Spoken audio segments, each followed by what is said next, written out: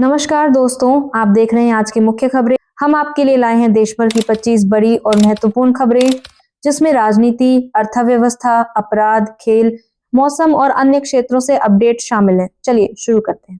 एक, राजनीति। संसद के बजट सत्र में हंगामा मचा। कांग्रेस नेता राहुल गांधी ने बजट चर्चा से पहले बोलने की अनुमति मांगी, जिसे लेकर विवाद बढ़ गया। विपक्ष की मांग पर असहमति के चलते लोकसभा की कार्यवाही स्थगित कर दी गई। विपक्ष ने इसे लोकतंत्र पर हमला बताते हुए निंदा की। संसद में बजट सत्र के दौरान यह घटना राजनीतिक टकराव और बहस का केंद्र बन गई, जिससे सत्र की कार्यवाही बाधित हुई। अगली बड़ी खबर की बात करें तो व्यापार समाचार। भारत और अमेरिका ने अंतरिम व्यापार समझौते पर सहमति जताई। इस समझौते के तहत 18% टैरिफ पर सहमति बनी, जिससे दिल्ली की लगातार कोशिशों के बाद अमेरिकी पक्ष ने आंशिक रूप से झुकाव दिखाया। यह कदम दोनों देशों के बीच द्विपक्षीय व्यापार को बढ़ावा देगा और व्यापारिक रिश्तों में नई गति लाएगा। इसके परिणाम स्वरूप निर्यात, आयात में सुधार और आर्थिक पक्षीय व्यापार को बढ़ावा देगा। सहयोग को मजबूती मिलने की संभावना है।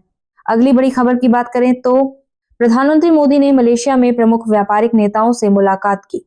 इस दौरान उन्होंने भारतीय विकास की कहानी में उनके योगदान और निवेश की भूमिका की सराहना की। उन्होंने व्यापारिक सहयोग बढ़ाने और द्विपक्षीय आर्थिक संबंधों को और मजबूत करने पर जोर दिया। इस मुलाकात से दोनों देशों के बीच व्यापार और निवेश के अवसरों को बढ़ावा मिलने की उम्मीद जताई गई। अगली बड़ी खबर की बात करें तो अपराध समाचार। दिल्ली में 2026 के पहले 27 दिनों में 800 से ज्यादा लोग लापता हो चुके हैं, जिनमें 137 बच्चे शामिल हैं जो अब भी गायब हैं। पुलिस ने मामले की गंभीरता को देखते हुए जांच तेज कर दी है और विभिन्न पहलुओं से सुराग जुटा रही है। अधिकारियों ने नागरिकों से सतर्क रहने और किसी संदिग्ध जानकारी मिलने पर तुरंत पुलिस से संपर्क करने की अपील की है। यह स्थिति राजधानी में सुरक्षा और बच्चों की सुरक्षा पर चिंता बढ़ा रही है। अगली बड़ी खबर की बात करें तो सुप्रीम कोर्ट ने क्लाइमेट एक्टिविस्ट सोनम वांगचुक की हिरासत पर केंद्र को पुनर्विचार करने को कहा है। कोर्ट ने उनकी सेहत बिगड़ने की आशंका जताते हुए सरकार से इस मामले में संवेदनशीलता दिखाने का आग्रह किया। न्यायालय ने कहा कि हिरासत में उनके स्वास्थ्य और सुरक्षा का विशेष ध्यान रखा जाना चाहिए। इस कदम से पर्यावरण आंदोलन से जुड़े कार्यकर्ताओं के अधिकार और उनकी सुरक्षा पर भी ध्यान केंद्रित हुआ है। अगली बड़ी खबर की बात करें तो मौसम अपडेट। देश भर में ठंड का प्रकोप जारी है। दिल्ली एनसीआर में न्यूनतम तापमान 8 डिग्री सेल्सियस दर्ज किया गया, जबकि उत्तर भारत के कई इलाकों में बर्फबारी की संभावना है। मौसम विभाग ने ठंड से बचाव के लिए सतर्क रहने की सलाह दी है। दक्षिण भारत में हल्की बारिश और आसमान में बादलों के छाए रहने का अनुमान है। इस स्थिति से आम जनजीवन प्रभावित हो सकता है, इसलिए लोगों को मौसम के अनुसार सावधानी बरतने की हिदायत दी गई है। अगली बड़ी खबर की बात करें तो क्राइम न्यूज। दिल्ली की अदालत में एक वकील पर हुए हमले को लेकर चीफ जस्टिस ने इसे गुंडा राज करार दिया। उन्होंने कहा कि इस घटना कानून की व्यवस्था और न्यायिक प्रणाली पर सीधा हमला है। चीफ जस्टिस ने सुरक्षा और न्यायिक प्रतिष्ठा बनाए रखने की आवश्यकता पर जोर दिया। इस घटना ने अदालतों में सुरक्षा व्यवस्था और वकीलों की सुरक्षा को लेकर गंभीर सवाल खड़े कर दिए हैं। अगली बड़ी खबर की बात करें तो अर्थव्यवस्था समाचार। वित्त मंत्री निर्मला सीतारमण ने एनडीटीवी प्रॉफिट कॉन्क्लेव में कहा कि विदेशी पोर्टफोलियो निवेशकों एफपीआई के लिए भारत में निवेश करने के और अधिक अवसर हैं। उन्होंने निवेश को बढ़ावा देने और आर्थिक विकास को गति देने पर जोर दिया। एफपीआई के आकर्षक माहौल बनाने के लिए सरकार द्वारा किए जा रहे सुधारों और नीतिगत समर्थन को भी उन्होंने रेखांकित किया। इससे भारत में निवेश प्रवाह बढ़ने और वित्तीय बाजारों को मजबूती मिलने की उम्मीद जताई गई। अगली बड़ी खबर की बात करें तो खेल समाचार। लोकसभा स्पीकर ओम बिरला ने आईसीसी अंडर 19 वर्ल्ड कप जीतने वाली भारतीय क्रिकेट टीम को बधाई दी। उन्होंने खिलाड़ियों की कड़ी मेहनत, उत्कृष्ट प्रदर्शन और देश का नाम रोशन करने के लिए उनकी सराहना की। स्पीकर ने युवा खिलाड़ियों को भविष्य में और उपलब्धियां हासिल करने के लिए प्रोत्साहित किया। इस जीत से भारतीय क्रिकेट में नई उम्मीदें और उत्साह बढ़ा है, जबकि युवा खिलाड़ियों की टीम भावना और प्रतिबद्धता की भी तारीफ की गई। अगली बड़ी खबर की बात करें तो राजनीति समाचार। महिलाओं कांग्रेस सांसदों ने लोकसभा स्पीकर ओम बिरला को पत्र लिखा और प्रधानमंत्री मोदी पर लगाए गए धमकी के आरोपों को खारिज करते हुए इसे डर का कार्य बताया। सांसदों ने कहा कि इस तरह के आरोप राजनीति को नुकसान पहुंचाते हैं और वास्तविक मुद्दों से ध्यान भटकाते हैं। उन्होंने स्पीकर से इस मामले में निष्पक्षता और संवैधानिक प्रक्रिया बनाए रखने का आग्रह किया। इस कदम से संसद में राजनीतिक विवाद और आलोचना का नया दौर शुरू हो गया है। अगली बड़ी खबर की बात करें तो अपराध समाचार।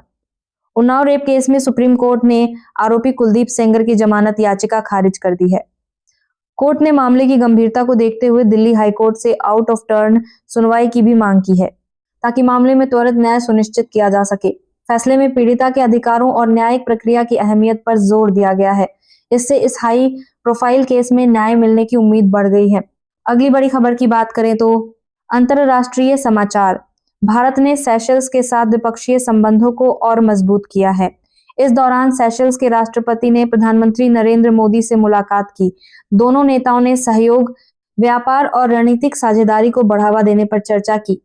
उन्होंने क्षेत्रीय और वैश्विक मुद्दों पर विचार विमर्श करते हुए आर्थिक और राजनयिक रिश्तों को मजबूत बनाने का संकल्प लिया।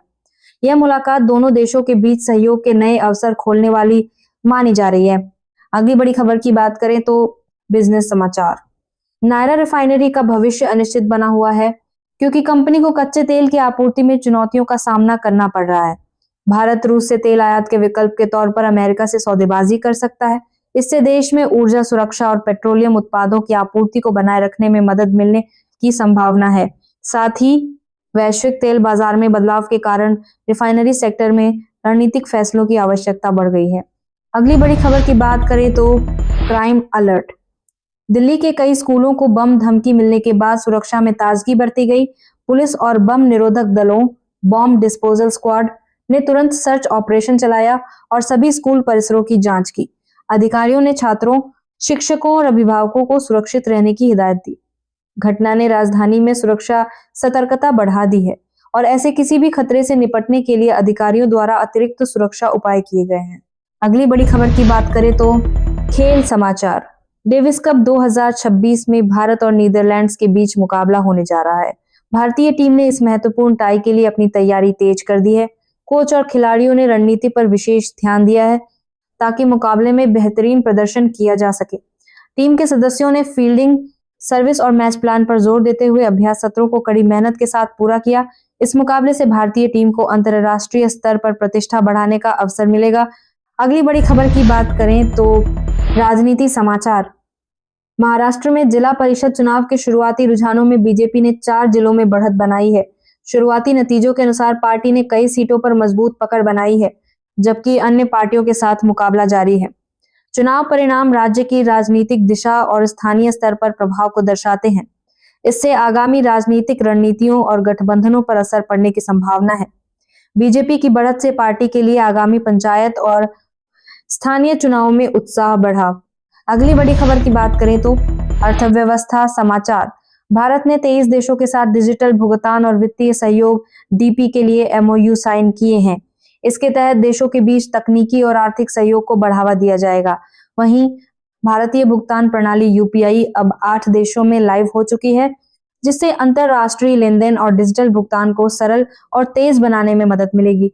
इस पहल से भारत की वैश्विक वित्तीय पहुंच मजबूत होगी और देश को डिजिटल अर्थव्यवस्था में अग्रणी बनाने में योगदान मिलेगा। अगली बड़ी खबर की बात करें तो मौसम समाचार। केरल में हल्की बारिश का सिलसिला जारी है, जिससे तापमान में गिरावट और नमी बढ़ी है। वहीं पंजाब और हरियाणा में घने कोहरे के कारण सड़क और हवाई ट्रैफिक प्रभावित हुआ है। मौसम विभाग ने लोगों को सावधानी बरतने और यात्रा में देरी या दुर्घटना से बचने के लिए सतर्क रहने की सलाह दी है। इस स्थिति से सामान्य जनजीवन और यातायात व्यवस्था पर असर पड़ा है, जबकि किसानों और स्थानीय लोगों के लिए भी मौसम के अनुसार तैयारी जरूरी हो गई है। अगली मुख्य खबर की बात करें तो अपराध समाचार।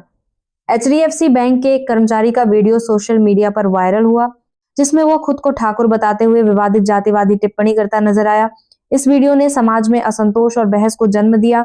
बैंक ने मामले की गंभीरता को देखते हुए तुरंत जांच शुरू कर दी है। अधिकारियों ने कहा कि ऐसे किसी भी आपत्तिजनक व्यवहार पर सख्त कार्रवाई की जाएगी।